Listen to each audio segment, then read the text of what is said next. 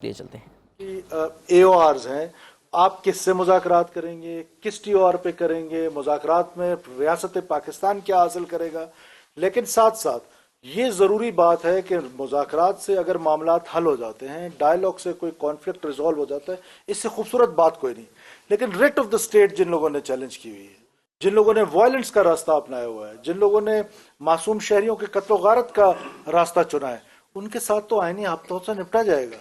ہم چاہتے ہیں کہ ڈائلاگ کریں، ہم چاہتے ہیں کہ ڈائلاگ سے مسئلہ حل ہو، لیکن اگر اس سے نہیں ہوتا تو یقیناً یہ جو ہے دوسرا option rate of the state جو ہے تو ہر صورت میں کانسٹیٹیوشنل رائٹ ہے، یہ کانسٹیٹیوشن نے ہمیں ذمہ داری دی ہے، یہ اوبلیگیشن ہے ہم پر کہ ہم اپنے لوگوں کی پروٹیکشن کریں، اپنے ایسٹس کی پروٹیکشن کریں، اپنے جتنے بلوچستانی ہیں ان کے جان و مال کی حفاظت اور عزت کی حفاظت ہم پر کانسٹیٹیوشنلی بائنڈنگ ہے۔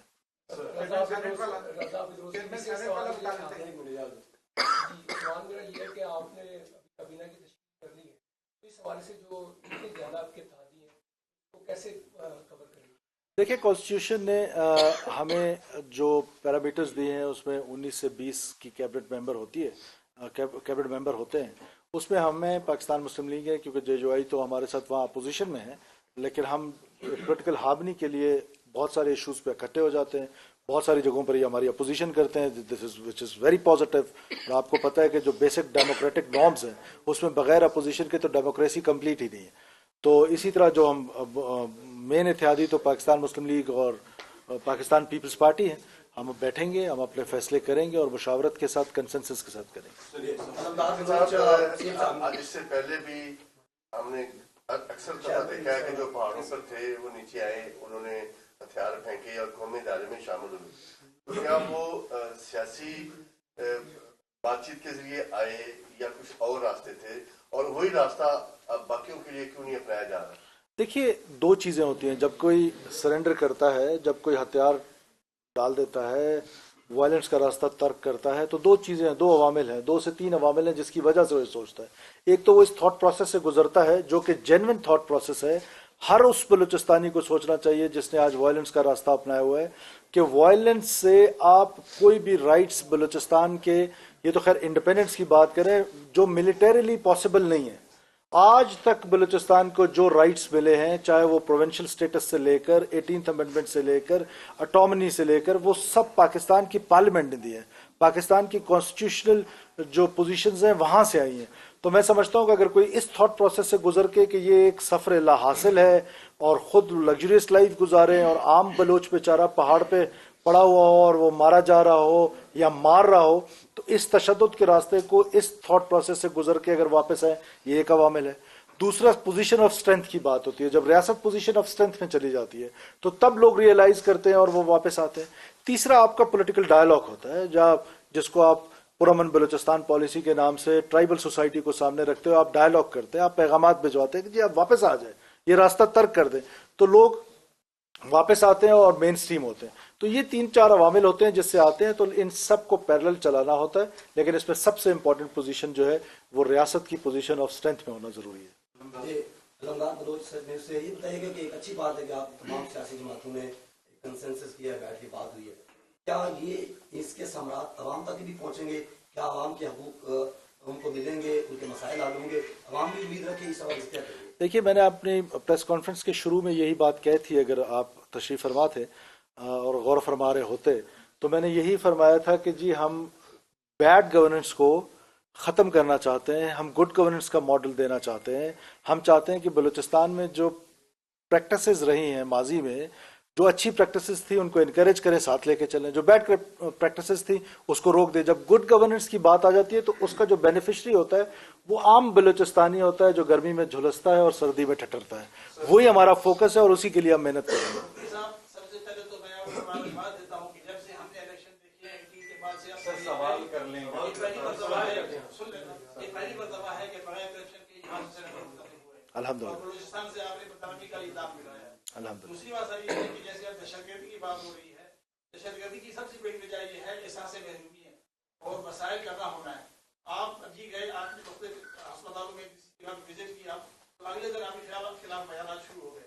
آپ اس چیز کو کیسے ٹیکل کریں گے؟ یہ جو ہمارا احساس محرومی ہے، ہمارے مسائل ضائع ہو رہے ہیں، ان کو آپ کیسے देखिए मैं आपसे इस पे थोड़ा सा डिसएग्रीमेंट रखता हूँ कि ये एहसास महरूमी या इसको अनपैरेलल डेवलपमेंट मैं कहता हूँ, अंडर डेवलपमेंट नहीं कहता हूँ, अनपैरेलल डेवलपमेंट कहता हूँ। ये सोल रीजन नहीं है। ये जो इंसर्जेंसी है, हम सपोज कर लेते हैं कि आज पैरेलल डेवलपमेंट हो जाती है, जो डेवलपमेंट रावलपिंडी में है, जो इस्लामाबाद में है वही चकवाल में हो जाती है, या जो क्वेटा में है वही डेरा बुगटी में हो जाती है, या तुर्बत में हो जाती है, या जो तुर्बत सिटी में है वही मंद में बुलेदे में हो जाती है, तो क्या इंसर्जेंसी खत्म होगी? Answer is no. तो हमें अवामिल का कम से कम पता होना चाहिए, हमें अंडरस्टैंडिंग होनी चाहिए कि रीजंस क्या है। हाँ, ये बात आपकी दुरुस्त है कि बैड गवर्नेंस कॉम्प्लीमेंट करता है। जब नौकरियां बिकेंगी, जब ठेके बिकेंगे, जब करप्शन होगी, तो वो उन इंसर्जेंट्स को कॉम्प्लीमेंट करता है। हमने पैराडाइम जो है उसका शिफ्ट कर देना है गुड गवर्नेंस की तरफ और बेहतर गवर्नेंस की तरफ। कंप्लीटली शायद हमसे ना हो सके, एटलीस्ट हम कोई ट्रैक पे चढ़ जाएंगे, और इसीलिए मैं कहता हूं कि जब कंसेंसस होगा तो ये चीज आसान होगी। जहां तक रही बात कि ये हॉस्पिटल्स का, डॉक्टर्स का, टीचर्स का, देखिए बुनियादी चीजें हैं कि एक बुनियादी कॉन्सेप्ट है कि आप अपने अभी महकमे से आए हैं, जिस इदारे के साथ काम कर रहे हैं, आप जब तनख्वाह क्लेम करते हैं तो आप ये प्रेस कॉन्फ्रेंस की कवरेज भी करेंगे, तभी आप तनख्वाह क्लेम करेंगे। तो हमारी इतनी सी बात है, वो लोग कौन है? वो पंजाब से तो नहीं आए, हमारे बलूचिस्तान के लोग हैं, और उन्होंने सर्विस डिलीवरी करनी है बलूचिस्तानियों के लिए। तो जब वो अपनी ड्यूटी पे नहीं होंगे, चाहे वो डॉक्टर हो, चाहे वो इंजीनियर हो, चाहे वो टीचर हो, तो हमने ऐसे नहीं किया कि खुद ब खुद से ये डिसीजन, हमने उनके भी जितने डॉक्टर्स थे उनको मैंने बुलाया, टीचर्स के जो नुमाइंदे थे उनको मैंने बुलाया, और हम सब उसमें बैठ रहे हैं। हम ये काम कर रहे हैं कि हम इंश्योर कर रहे हैं कि जिसकी जो ड्यूटी है वो वहां पर आकर अपनी ड्यूटी दे। 2000 से ज्यादा ऐसे इस्तिज़ा इकराम थे जो पिछले कई सालों से, एक आध तो ऐसी मिसाल है जो टर्की में बैठे हुए हैं, तनख्वाहें हमारी ड्रॉ कर रहे हैं। बहुत सारे डॉक्टर्स ऐसे हैं जो 3-3 जगह पर तनख्वाहें ले रहे हैं। तो कहने का मतलब है कि हमने इन चीजों को स्ट्रीमलाइन करना है, इन करप्ट प्रैक्टिसेस को रोकना है, और ये लो हैंगिंग फ्रूट्स हैं। ये लो हैंगिंग फ्रूट्स हैं जो हम पिकअप करेंगे, उसका फायदा जो है वो आम बलूचिस्तानी को खुद ब खुद आना शुरू हो जाएगा। मेरा सवाल ये है कि ये बड़ी खुशाइन बात है कि बलूचिस्तान में इलेक्शन भी हो गया और सेनेट में सिलेक्शन भी हो गया, लेकिन सबसे बड़ा मसला ये है, जैसे पहले भी सवाल हुआ था कि वहाँ के अवाम का क्या बनेगा। तो हमने ये देखा है कि बलूचिस्तान को वफाक से बहुत ज्यादा शिकवे रहती है। आपकी सदर से मुलाकात हुई, आपकी प्राइम मिनिस्टर से मुलाकात हुई, आप खुद इस्लामाबाद से ही यहाँ से क्या समझते हैं कि वफाक इतना संजीदा है कि बलूचिस्तान के मसाइल को आगे? और दूसरा ये जो हालिया वाकयात हुए हैं, देखिए, जहां तक पहले आपके पहले सवाल का जवाब है, इसमें तो कोई शक नहीं कि मैंने संजीदगी देखी है, हर वफाक के हर उसमें देखी है कि वो बलूचिस्तान के लिए संजीदा जरूर है। अब जहां तक इश्यूज की बात है, मैं पहले दिन से ये कह रहा हूं कि हम इश्यूज को संजीदगी के साथ, फर्म अंदाज में, बट पोलाइटली हम टेकअप करेंगे with the prime minister office, with PND, with everyone, लेकिन हम बड़ा पोलाइटली बट फर्म हम अपनी इश्यूज पे हम कंप्रोमाइज नहीं करेंगे। जो बलूचिस्तान का इशू होगा, जो बलूचिस्तान के अवाम का इशू होगा, आप हम सबको समेत जाफर खान को, समेत मौलाना साहब को, समेत हमारे वो दोस्त जो आज यहाँ मौजूद नहीं है, every one of us will be standing tall, firm but polite. ये नहीं हो सकता है कि हम मजबूत इकाई हैं पाकिस्तान की एक, और हम पाकिस्तान की फेडरेशन के साथ कोई इस तरह का रिलेशनशिप नहीं रखना चाहते हैं कि जिसमें ये जिंदाबाद मुर्दाबाद वाला जो कल्चर हमारा बन गया है, इस कल्चर को हम डिस्करेज करेंगे। हम पोलाइटली अपने इश्यूज को रखेंगे और उस पर कंप्रोमाइज बिल्कुल नहीं करेंगे।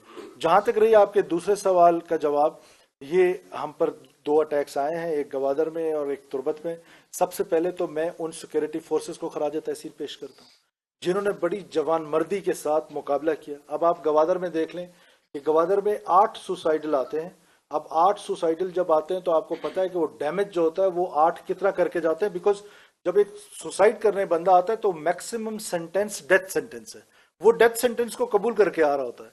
तो ऐसे में उसका मुकाबला करना बड़ी जवामर्दी का काम है। जिस हौसले के साथ, जिस जवामर्दी के साथ डैमेज को रोका गया है, कैजुअल्टीज को रोका गया है, उनको मारा गया है, कंपाउंड्स में एंट्रेंस उनकी नहीं हो पाई है, तो मैं समझता हूं कि मैं अपने सिक्योरिटी फोर्सेस को, और with in 20 to 30 minutes Gwadar का जो हमला था, 8 खुदकुश जो थे वो 30 मिनट्स के अंदर मारे जा चुके थे। इसी तरह तुर्बत में प्लान वॉज बिगर, और तुर्बत एयरपोर्ट पे वो अब परसेप्शन क्या है कि ये नेवल बेस है, ये सब झूठ है, ये सब लघु बोलते हैं। जो तुर्बत पे एएसएफ की साइड पे, जो हमारी सिविल साइड है एयरपोर्ट का, उस साइड पे एक नाला था, उस नाले से उन्होंने एंट्री मारी, वो हमारे हम उसको नोट कर लिया फौरन, और 20 मिनट्स के अंदर अंदर वो भी एंगेज हो गए। फिर क्योंकि रात का टाइम था तो ऑपरेशन को जानबूझ के स्लो रखा गया, सो दैट फर्स्ट लाइट पे इसको फिनिश किया जाए। तो ये सिक्योरिटी फोर्सेस की जो कैपेसिटी है, कैपेबिलिटी है, जहां पर हमारी सक्सेस स्टोरीज हैं, उनको हमें बार बार उनका जिक्र करना चाहिए, उनका तज़किरा करना चाहिए और उनको शाबाशी देनी चाहिए। अभी ये इन्वेस्टिगेशंस होनी है, ये अभी कंफर्म होना है कि ये कहाँ से फैसिलिटेटर्स कौन थे, कहाँ से इनको टारगेट दिया गया था, किस तरह इनको वो किया गया था। ये सारी चीज़ें जूं जूं इंक्वायरीज होंगी, जो जो चीज़ें सामने आएंगी, हम आपके साथ शेयर करेंगे।